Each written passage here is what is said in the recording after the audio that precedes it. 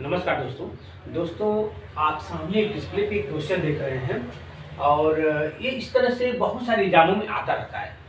दोस्तों इस समय जो है कि क्वेश्चन मेमोरी बेस्ड आ रहे हैं और अगर हमारा कंसेप्ट क्लियर नहीं है, क्योंकि पहले हम लोग पढ़ते थे फार्मूले बेस पे लगाते थे, फार्मूला रखते थे, उस पर वैल्यू पुट करते थे, सॉल्व कर देते थे। लेकिन अब वो समय नहीं रह चुका है, अब एआई जनरेटेड क्वेश्चन आ रहे हैं, तो आपको भी जो अपडेट होना पड़ेगा। और क्वेश्चन जो मेमोरी बेस्ड आ रहे हैं, कंसेप्चुअल आ रहे हैं, इसीलिए आपको भी कंसेप्ट के साथ सीखना पड़ेगा और प्रैक्टिस करना पड़ेगा डे बाय डे। जितना ज़्यादा प्रैक्टिस मैथ्स में करेंगे उतना ज़्यादा आपको इनका बेनिफिट मिलेगा। देखिए दोस्तों, इस टाइप के क्वेश्चन तो बहुत ज़्यादा आ रहे हैं, लगभग हर एग्जाम में इस टाइप के क्वेश्चन को देखने को मिल रहा है। तो सबसे पहले हम लोग क्वेश्चन को समझते हैं, क्वेश्चन कहना क्या चाहता है। तो सबसे पहले चलिए क्वेश्चन को हम पढ़ लेते हैं एक बार। राम ने एक वस्तु को 15% हानि पर बेचा।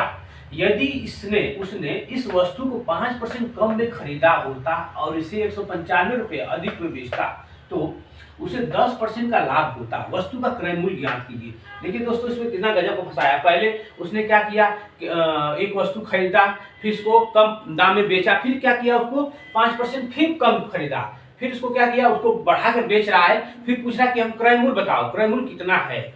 देखिए इसको चलिए हम लोग लगाते हैं। लेकिन राम ने जैसे जैसे क्वेश्चन बोलेगा उसे हम लोग लगाने का प्रयास करेंगे। राम ने एक वस्तु को 15% हानि पर बेचा, 15% हानि बेचा, इसका मतलब हो गया कि 100 रुपये का, अगर राम ने 100 रुपये का सामान खरीदा था तो 15% हानि पर बेचा होगा। तो इसका मतलब कि 85 रुपया उसने क्या किया, बेचा। उसने क्या किया, 85 रुपया में बेच दिया। ठीक, एक हमारा कंसेप्ट क्लियर हो गया, यानी एक स्टेप हमारा क्लियर होगा कि 100 रुपये का खरीदा था, 15 रुपये हानि पर बेचा नहीं, 85 रुपये में बेच दिया। अब देखिए क्या करा, यदि उसने इस वस्तु को 5% कम में खरीदा, यानी कि 100 रुपये का खरीदा था, 85 रुपये में बेचा, लेकिन कह रहा है फिर से कि 5% कम में खरीदा, यानी कि ये क्या किया, 5% कम में जब खरीदेगा तो ये हो जाएगा 95%, यानी 95 रुपया। यानी कि 100 रुपये का सामान था, 5% कम में खरीदा, यानी कि 95 रुपये में खरीदा।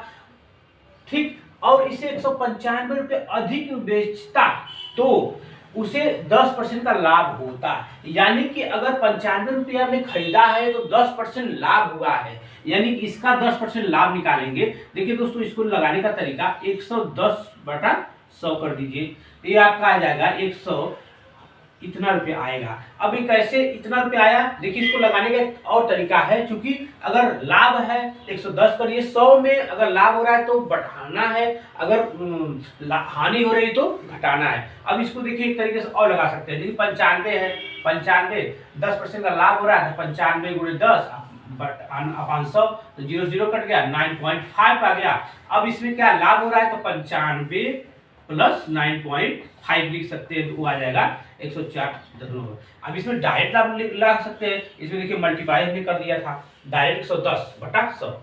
अब देखिए कह रहा है कि इस वस्तु को 5% कम खरीदा तो इसे 195 रुपये अधिक बेचता है, यानी कि पहले 85 रुपया में बेचा, अब 104 रुपया 104.5 रुपये में बेच रहा है। इसका वेरिएशन डिफरेंस कितना आ रहा है, 19.5 का आ रहा है। यानी कि पहले 85 रुपये में बेचता है, फिर 104.5 रुपये में बेचता है, तो पहले से तुलना में ज्यादा रुपये में बेचा है। तो बेचा कितने रुपये, 19.5 रुपये में बेचा है। लेकिन एक्चुअल में कितना बेचा है, 195 रुपये में, 195 रुपये में। ठीक, 195 रुपये में बेचता है। तो 19.5 बराबर कितने, 195 रुपये के, एक बराबर हो जाएगा आपका 10 के, 100 बराबर हो जाएंगे 1000।